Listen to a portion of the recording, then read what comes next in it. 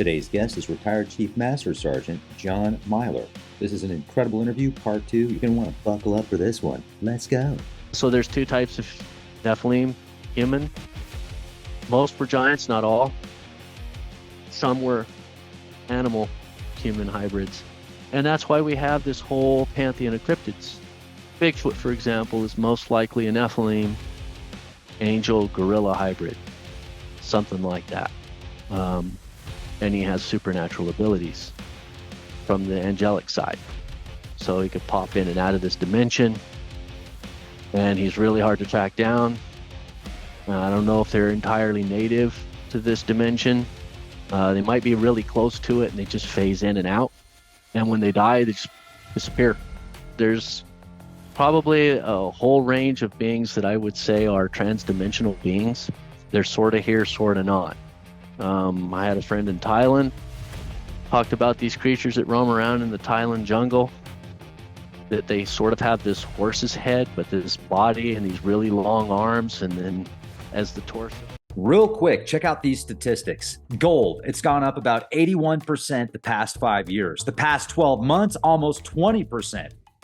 Central banks are ditching the US dollar and US treasuries and purchasing gold by the tons. Now, there's obviously never any guarantees, so you follow what the money funders are doing, what the MFers are doing. So what's the good news? Well, many predict gold is just getting started. The UBS even said it was going to go up to $5,000. Now, that's pretty awesome news if you ask me. Noble Gold Investments, their phones are ringing off the hook. It appears that everybody wants to protect their retirement with gold and silver right now. You can do the same. Noble Gold Investments can help you secure some gold to protect your future. From day one, you will work with a dedicated all-American expert. Whether you're a beginner or an experienced investor, Noble Gold Investments will make sure you get all the help that you need. This month, Noble Gold Investments will give you a free 1/4 ounce solid gold coin to add to your collection if you open up an account with Noble Gold Investments. Find out how to qualify. Their number is 1-877-646-5347. Go to leakprojectgold.com, get the free ebooks, let them know Rex from Leak Project sent you, and check out noblegoldinvestments.com. Now is a better time than ever to convert your 401 or IRA, unless it was last week or last month. Give them a call. You'll be glad you did. Now let's get back to the presentation.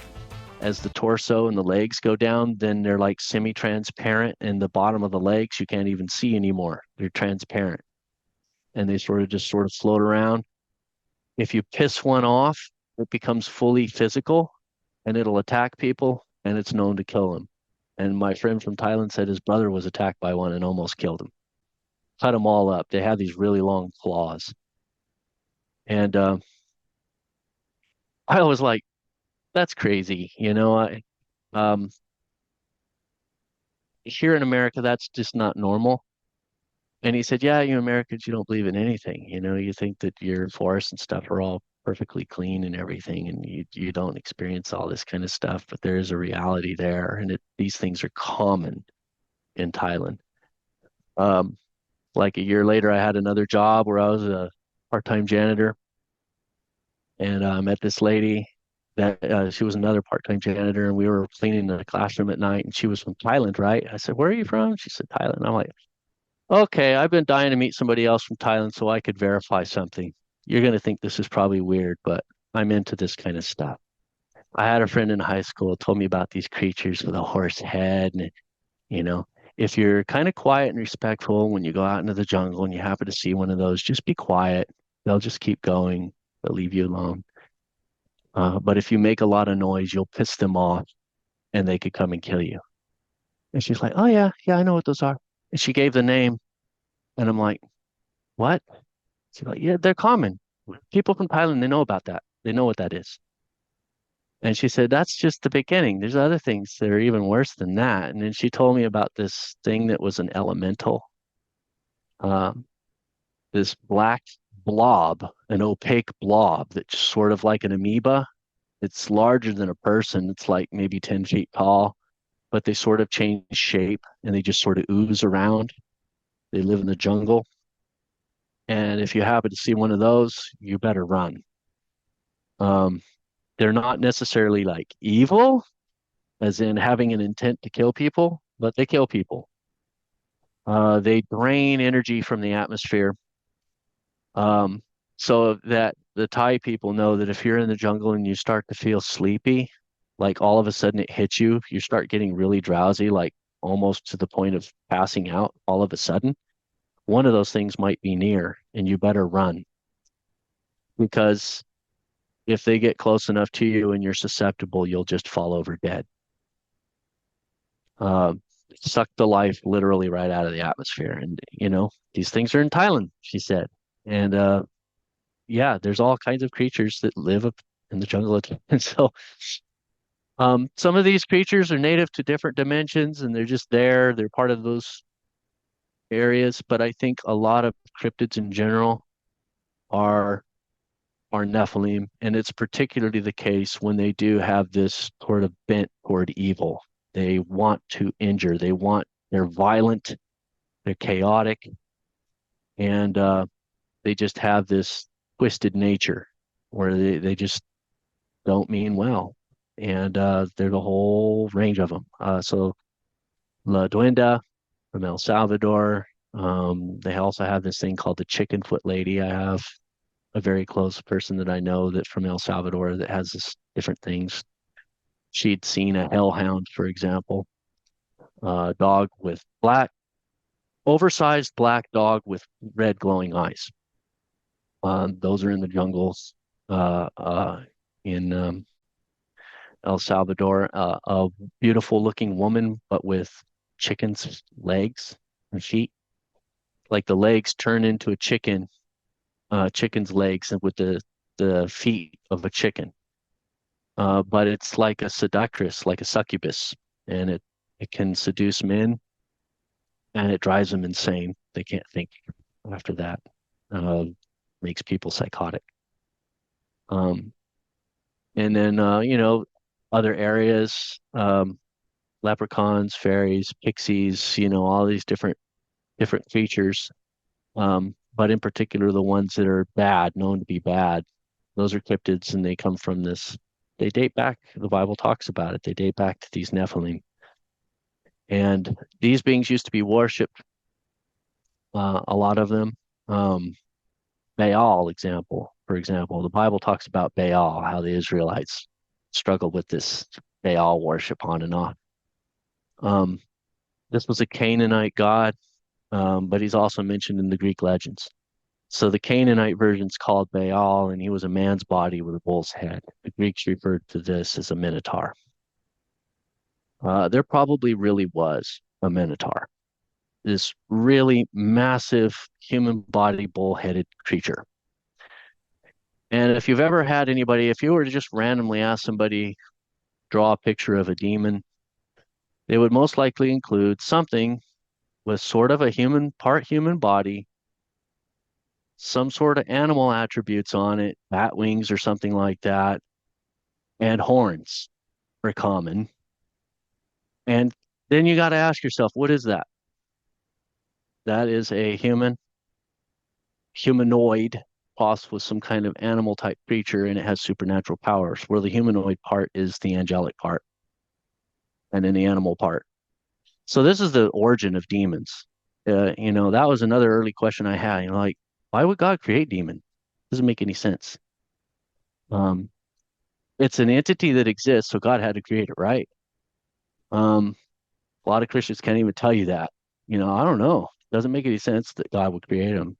So how do they exist? Well, they exist because of fallen angels being rebellious against God, crossing with humans and animals.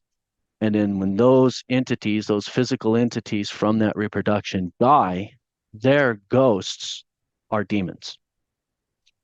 And the actual word in Hebrew for Raphaim translates as giants or as shades and spirits. The same word, Rapha or Raphaim. So the Bible even tells you linguistically the origin of demons, where they come from. They're the ghosts of the Nephilim. So I'm learning all of this stuff in the Bible, and I'm learning about the nature of these creatures. And I'm also seeing this tendency of this information regarding UFOs and ETs and stuff converging into end times events. There was this tendency of, I saw an increase of this otherworldly activity and ET involvement in the Bible in end times events. And what I mean by that is Jesus said in Luke 17 and Mark 24 that in the end times, when we get near the time when he will return, uh, that you're going to see signs and wonders in the heavens, and the heavens will be shaken. He also said, we will see a return. It will be as the days of Noah. And the days of the coming of the Son of Man, it will be as the days of Noah. So why would he refer to Noah's time? Out of all of history, he didn't say it will be like the days of the Grecian Empire, or the days of the Moses, with the Egyptians or any of that. No, he goes all the way back to the days of Noah. And what distinguishes Noah's day? These otherworldly beings were like coming down in open contact, interfacing in society. The book of Enoch is actually the unabridged, the expanded version of Genesis chapter 6. And it tells you Enoch, this godly man who actually translated, he never physically died. But these otherworldly beings came and talked to him and interfaced with him on a regular basis, and they were asking him to intercede for them, ask God for forgiveness, because they knew what they did. They crossed the line big time. And they did it repeatedly for a very long time. And they got to the point where God said, okay, you crossed it. There's no going back. You're done. And then they tried to see if they could get Enoch to go and get God to change his mind. Of course, God wouldn't change his mind, but that's basically what the book is about. But it also talks about these beings and how they interface with humanity and how they gave us a lot of knowledge and before we were ready for it. And they corrupted our society, and we went on a downward spiral dramatically after they showed up, and it led to the flood of Noah. So they were horrible, horrible beings. And then after the flood of Noah, you see in Genesis chapter 11, the Tower of Babel narrative, and the people started accumulating knowledge and becoming powerful again. The Epic of Gilgamesh happens to be a Sumerian version of Genesis chapter 11. The king Nimrod in the Bible is Gilgamesh in the Sumerian version. The only difference is the antagonists and protagonists are swapped. In the Bible, Nimrod is said to be a powerful warrior, the king and powerful warrior, but the name Nimrod itself means rebel. The Epic of Gilgamesh says that Gilgamesh is kind of like this hero guy.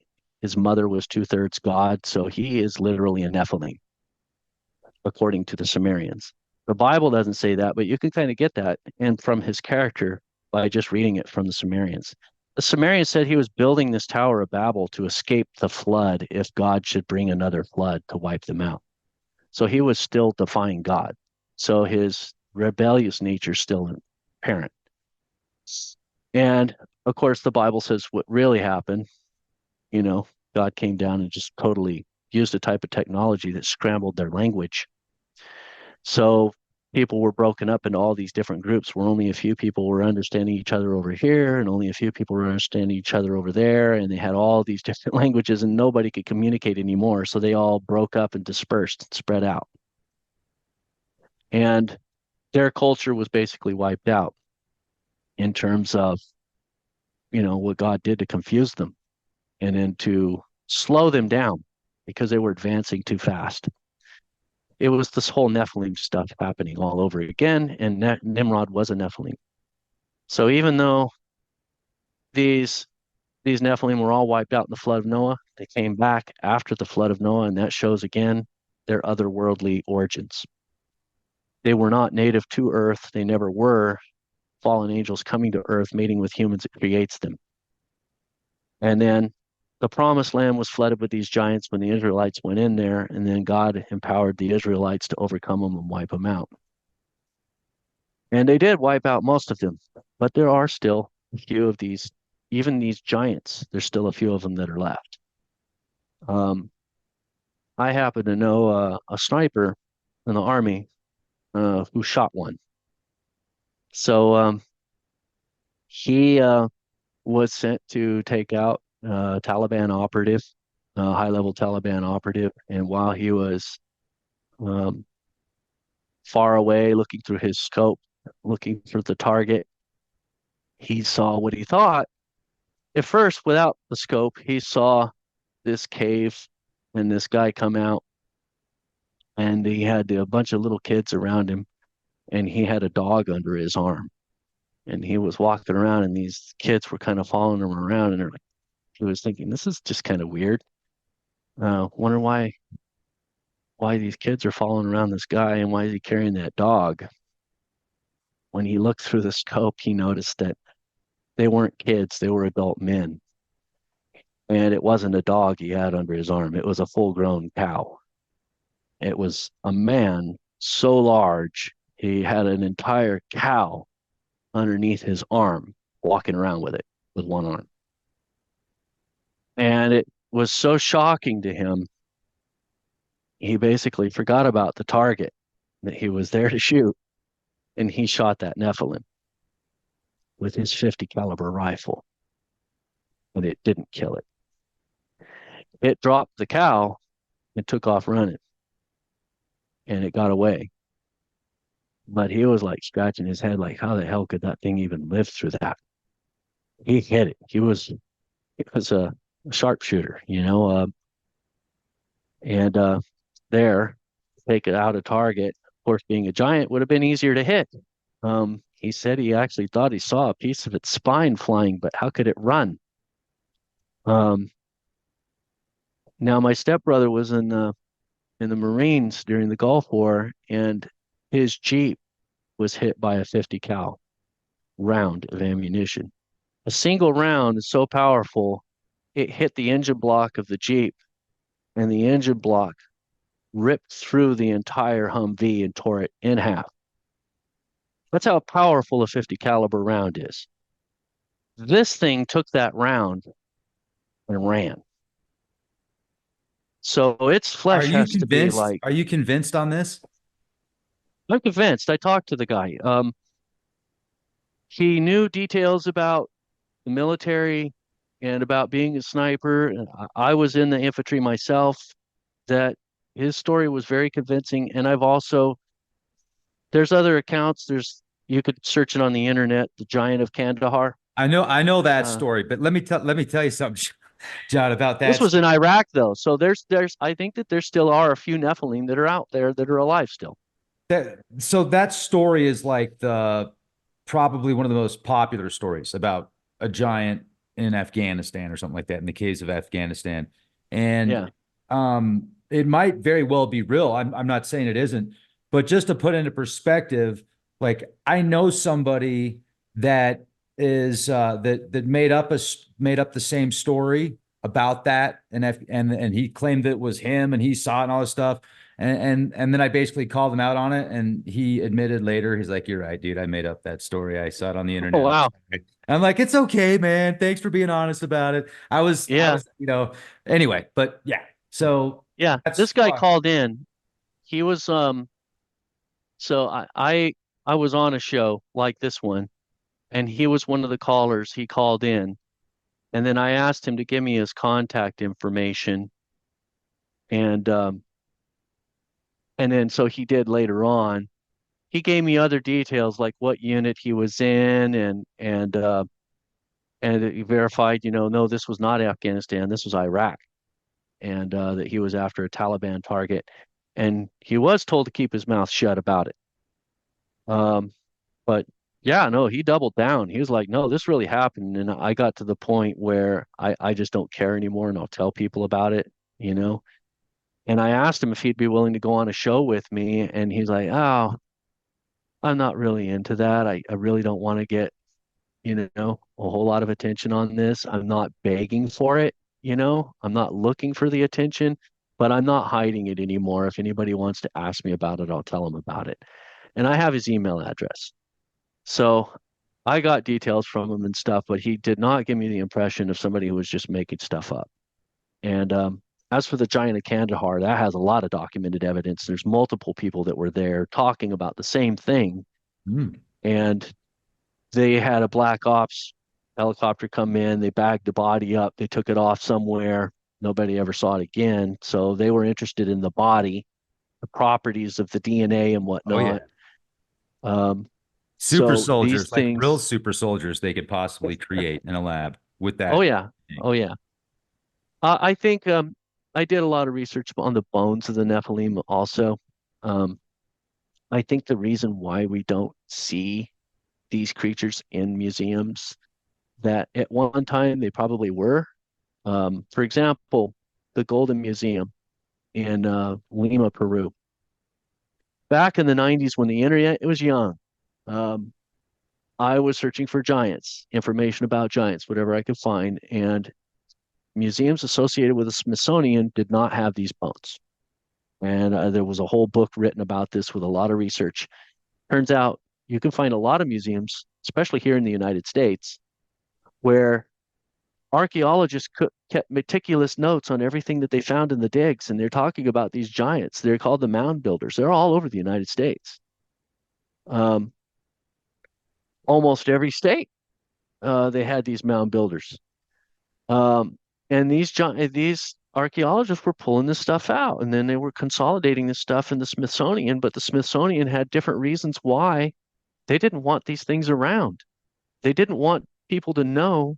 Well, one version was that I read that they didn't want people to know that our Indians were primitive because of some sort of racial things going on. And they're like, well, if there's evidence of this advanced civilization, but the Indians yet were still primitive, then that doesn't make sense. That then it's like almost like making them look stupid, right?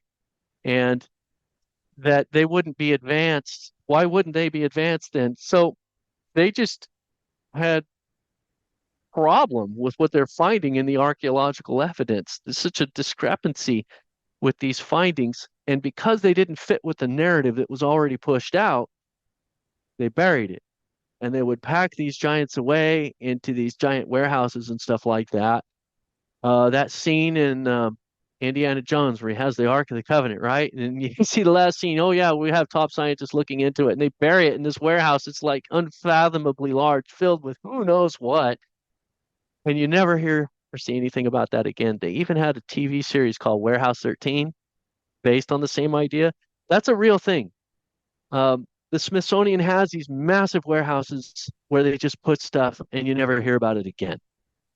And apparently, there's been whistleblowers that said that even at one point, they took a lot of these giant bones and they took them out into the ocean on a massive barge and they dumped them in the ocean. And when I read that, I'm like, wait a second, why the heck would they do that? And then I came across this museum in Lima, Peru, and they actually had a picture on their website back in the 90s of this glass case and this skull, a human skull that was like 3 feet long or some crazy thing. This skull was huge. The body had to be over 10 feet tall, maybe 10 to 13 feet tall. Just huge. Um, and they said that in this museum that they originally found two bodies. They believed that it was a king and a queen. They were buried in this ornate royal clothing.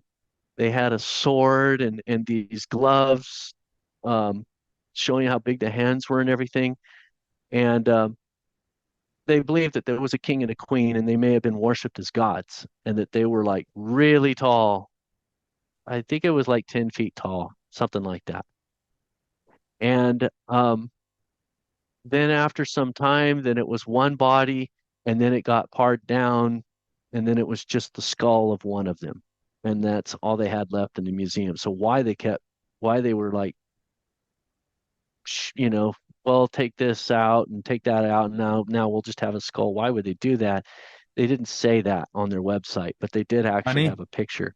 Maybe they were selling Well, bits and pieces to stay afloat. They're like, well, we're just yeah, this time. I think maybe they were giving these things to early members of the World Economic Forum, possibly.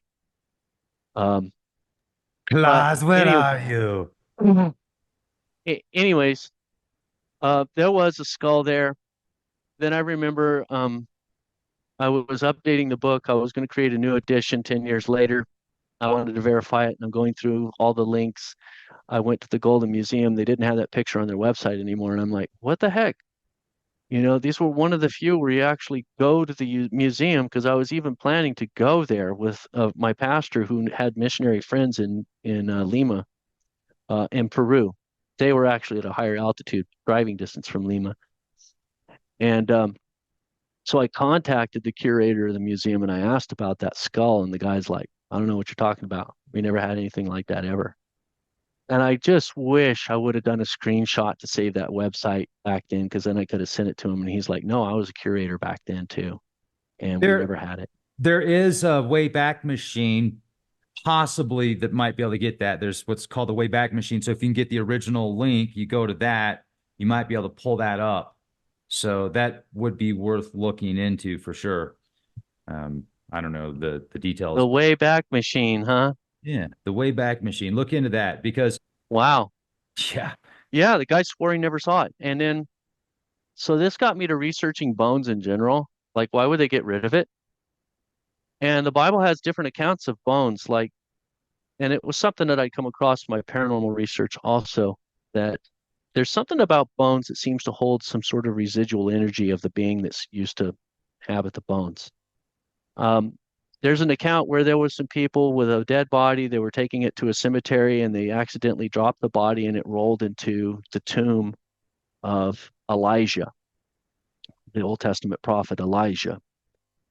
When the dead body touched his bones, he was resurrected from the dead. So Elijah the prophet still had so much glory of God in his bones that when his dead bones touched a dead person, he was resurrected from the dead. There's that account. And then there's also other accounts of the bones and how the ancient Hebrews were like really insistent, like when Jacob died, they made a point to maintain his bones and carry them back to the promised land when they came back to the promised land from Egypt. They didn't want to leave his bones in Egypt, and they buried him with his ancestors, with his bones. Um, and then I also, even in the Quran and the Hadiths, they talk about the importance of bones, and that these jinn, which I believe are also Nephilim, it's just another word for Nephilim, that they like the bones.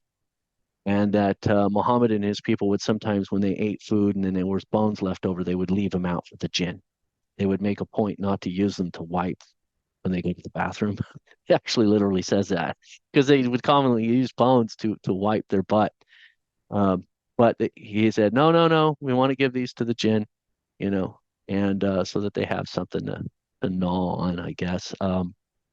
So in some instances, they treat them like physical beings. In other instances, they treat them like these transdimensional type beings, like they're sort of like ghosts, or they're sort of here, sort of not, you know.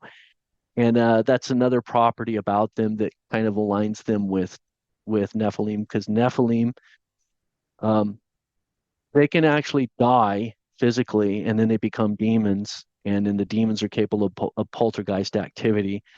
But then they can also be actually living Nephilim, but they're not entirely native to this dimension, or they're able to pop in and out of this dimension. So they're sort of ghost-like, you know, difficult to put your finger on whether they're physical or not.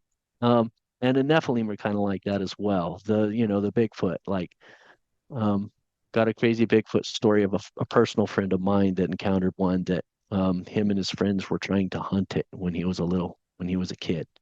They had their rifles out and they were on a hunting trip, and this thing was literally right around them. They could hear it walking around. They could smell it.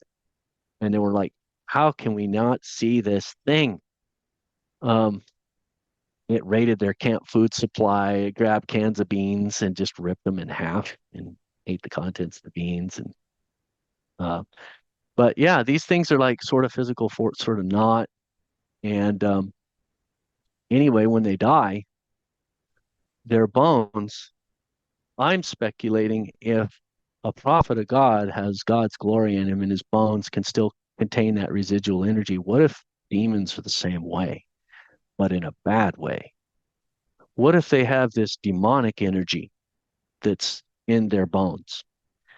And I've always wondered, there are places, I watch a show called The Dead Files and different shows like that, and it seems like there's some places that are just bad. And it dates back to the Indians saying, we don't go to that valley.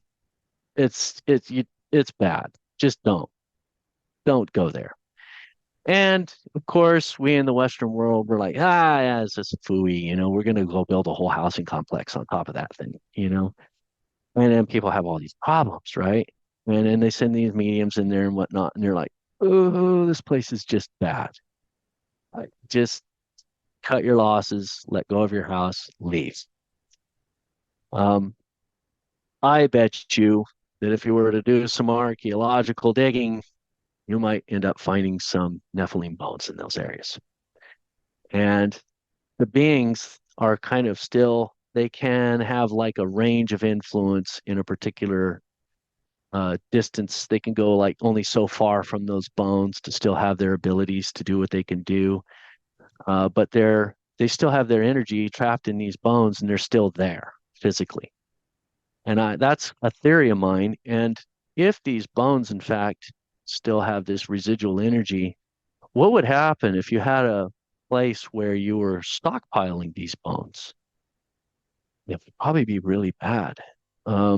So what if these museums and the workers in these museums, every time they brought in a giant, oh, crap, we got another one of these.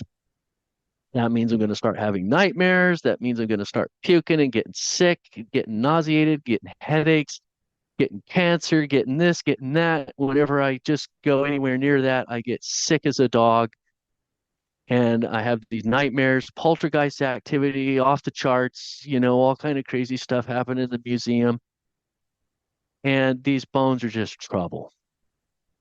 And if you're a curator and you're dealing with stuff like that, you're not going to want to tell the public about it. You're not going to want to be all open and say, yeah, instead, you just kind of want to quietly make it disappear. And that's exactly what happened in the Lima, Peru situation, because the guy did not even want to talk about it. He just denied that they ever had it there. And I knew that they had it there. I read it in a book that they had it there. And then I saw the website. I saw the picture of it. It was undeniable they had a giant there. They started with two giants, and it was down to one giant, and then it was down to his skull, and then there's nothing.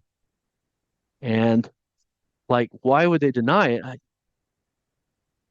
Honestly, you would think, gosh, this is a remarkable finding, a 10-foot tall human being. Nobody's ever saw this before. And the Bible talks about these. And I actually found one. Think of the business that I could drum up for my museum or whatever, that I could just get people from all over the world to come here and marvel after this thing. You would think they would want something like that, but no. They do everything they can to quietly get rid of it. And one theory is that they sell them to very wealthy people. So yes, that's one theory. But what if it's both? What if, man, I want to just get rid of these things. Let's just dump them in the ocean as far away from humanity as we could possibly get it. Who knows? Maybe they dumped them where the Bermuda Triangle is, and that's why so many people die there. I don't know. But they just get rid of them. But then, you got these other curators that come along and they say, man, I heard you dumped a lot of stuff in the ocean out there. Sure, save us a lot of trouble if you just let us know the next time you find one of those, and we will take it off your hands for a handsome fee. We'll pay you good money for those if you find one. And so they may have been stockpiling it and then maybe making artifacts or something, like grind the bones into some consolidated object, and that'll be their object of worship or something. And who knows what they're doing, but I think that that's what's happening with these bones, and that's why. That's intense, man. Does that tie into, you wrote a book called The Strong Delusion. revealing the God of the Antichrist. Strange God of the Antichrist. Yeah. Is there a Yeah. connection? The Bible says that the Antichrist, when he comes to power, he will have a strange God that his people doesn't know. And Right on, John. You're a legend. So jump on over to our Patreon page. Listen to this in full, uncensored, almost 2 hours. We get into a ton of information over there with hundreds of hours of exclusive content. You can get Patreon for $1, and your contributions greatly help. Be the change you want to see. Hit the bell. Be well. I'll see you soon.